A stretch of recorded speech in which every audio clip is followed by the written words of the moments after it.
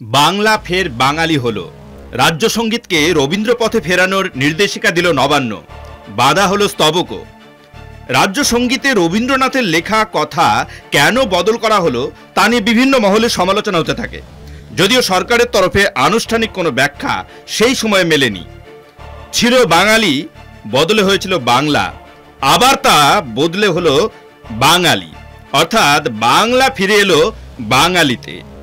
রাজ্য সরকার 2023 সালে বিধানসভায় প্রস্তাব পাশ করিয়ে জোরার সিদ্ধান্ত নিয়েছিল। 1. পয়লা বৈশাখকে রাজ্য দিবস হিসেবে পালন করা হবে। 2. রবীন্দ্রনাথ ঠাকুরের লেখা বাংলার মাটি বাংলার জল গানটি হবে পশ্চিমবঙ্গের রাজ্য সঙ্গীত। কিন্তু সে বছরে ডিসেম্বরে রাজ্য সঙ্গীতের কথা বদল নিয়ে বিতর্ক তৈরি হয়। সেই বিতর্কে নিরসন হয়েছে। সোমবার রাজ্যের মুখ্য সচিব মনোজ পন্থ নির্দেশিকা জারি করে জানিয়ে দিয়েছেন, রাজ্য সঙ্গীত হিসেবে রবীন্দ্রনাথের লেখা বাংলার মাটি বাংলার জল গানটির কোন স্তবকটি গাওয়া হবে, কত সময়ের মধ্যে সেটি গাওয়া সম্পূর্ণ করতে হবে। এও বলা হয়েছে যে রাজ্য সঙ্গীত চলাকালীন উঠে দাঁড়ালে ভালো। রাজ্য সঙ্গীত সম্পূর্ণ করার জন্য 1 মিনিট সময় বেঁধে দিয়ে মুখ্য সচিবের নির্দেশিকায় উল্লেখ করা হয়েছে, রাজ্য সঙ্গীত হিসেবে গাওয়া হবে বাংলার মাটি বাংলার জল, বাংলার বায়ু বাংলার ফল, পুণ্য হোক পুণ্য হোক পুণ্য হোক হে ভগবান, বাঙালির প্রাণ বাঙালির মন, বাঙালির ঘরে যত ভাই বোন, এক হোক এক হোক এক হোক হে ভগবান। 2023 সালের ডিসেম্বরে আন্তর্জাতিক কলকাতা চলচ্চিত্র উৎসবে রাজ্য সঙ্গীত হিসেবে যে গান বাজানো হয়েছিল তাতে মূল গানের কথার সঙ্গে ওই গানের কথার ফারাক ধরা পড়েছিল। রবীন্দ্রনাথের লেখা মূল গানটি শব্দে ছিল বাঙালির প্রাণ বাঙালির মন, বাঙালির ঘরে যত ভাই বোন, যা নতুন নির্দেশিকায় রয়েছে। কিন্তু নেতাজি ইন্ডোরে সেদিন বেজেছিল বাংলার প্রাণ বাংলার মন, বাংলার ঘরে যত ভাই বোন। তা নিয়ে বিস্তর সমালোচনা হয়েছিল।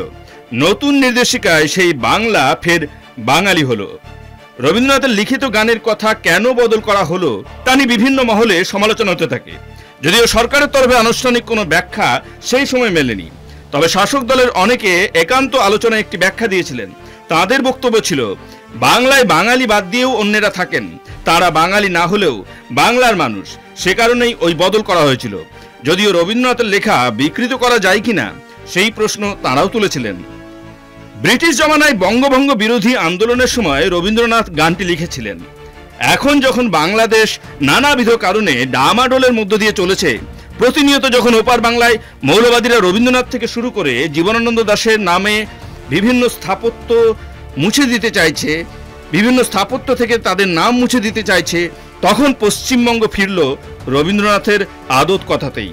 সময়ের নিরিখে এটি তাৎপর্যপূর্ণ বলে অভিমত অনেকের। নির্দেশিকায় মুখ্য সচিব বাধ্যতামূলকভাবে কিছু না বললেও তিনি উল্লেখ করেছেন, জাতীয় সঙ্গীত বা রাজ্য সঙ্গীত পরিবেশিত হওয়ার সময় সকলে উঠে দাঁড়ালে তা উৎসাহব্যঞ্জক হয়। জাতীয় সঙ্গীত পরিবেশিত হওয়ার সময় উঠে দাঁড়ানো কিংবা না দাঁড়ানো নিয়ে দেশে 2016 সালে কম বিতর্ক হয়নি। সে বছর সুপ্রিম কোর্টের একটি নির্দেশে বলা হয়েছিল, প্রেক্ষাগৃহে সিনেমা শুরুর আগে জাতীয় সঙ্গীত বাজানো বাধ্যতামূলক। তাদের পর্যবেক্ষণে দেশের শীর্ষ আদালত বলেছিল, 3 ঘন্টা সিনেমা দেখতে যারা যাবেন তারা 52 সেকেন্ড জাতীয় সঙ্গীত শুনতে পারবেন না কেন? সেই নির্দেশিকা কার্যকর হওয়ার পরে বেঙ্গালুরু থেকে গুয়াহাটি পর্যন্ত দেশের বিভিন্ন জায়গায় অশান্তির ঘটনাও ঘটেছিল। জাতীয় সঙ্গীত পরিবেশিত হওয়ার সময় কেউ কেউ উঠে না দাঁড়ানোই তাদের গণধোলাই খেতে হয়েছিল। আইন বলছে, সংবিধানের 3 নম্বর ধারায় বলা হয়েছে জাতীয় সঙ্গীতের অবমাননা করা যাবে না। কিন্তু জাতীয় সঙ্গীত পরিবেশিত হওয়ার সময় উঠে না দাঁড়ানো অবমাননা কিনা সেই প্রসঙ্গে আইনে কিছু বলা নেই।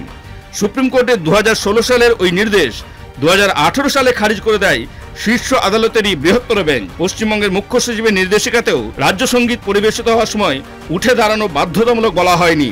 বলা হয়েছে উঠে দাঁড়ালে ভালো, তবে বাংলা আবার বাঙালিতে ফিরেছে। KTV Shorts।